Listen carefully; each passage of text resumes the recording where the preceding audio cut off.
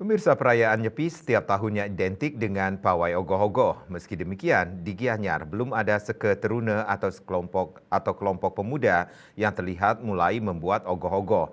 Hal ini dikarenakan mereka belum mendapat kepastian boleh atau tidaknya membuat ogoh-ogoh dan adanya pawai ogoh-ogoh saat malam penggerupukan, mengingat tahun ini merupakan tahun politik.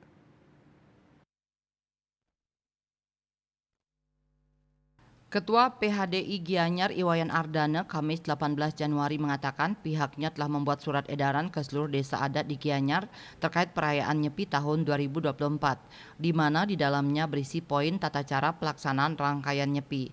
Mengenai ogoh-ogoh, kata Ardana, pawai ogoh-ogoh yang biasa dilakukan generasi muda umat Hindu dikembalikan kepada masing-masing desa adat. Ogoh-ogoh itu merupakan kreativitas, namun secara garis besar tidak termasuk dalam sarana upacara adatnya. Sesuai hasil rapat dengan pihak terkait, MDA dan Yowana, pelaksanaan pawai ogoh-ogoh dikembalikan ke desa adat masing-masing, termasuk tanggung jawab keamanan diserahkan ke masing-masing desa adat. Jadi, boleh atau tidaknya pawai ogoh-ogoh itu, menurut Wayan Ardana, ranah masing-masing desa adat di Gianyar. Sementara Kepala Dinas Kebudayaan Gianyar, Cokorda Gede Bagus Lesmawan Trisnu mengatakan, perayaan atau pawai ogoh-ogoh dalam perayaan Nyepi tahun 2024 sama seperti tahun-tahun sebelumnya, di mana tidak ada bantuan dana untuk seketeruna. Denpos melaporkan.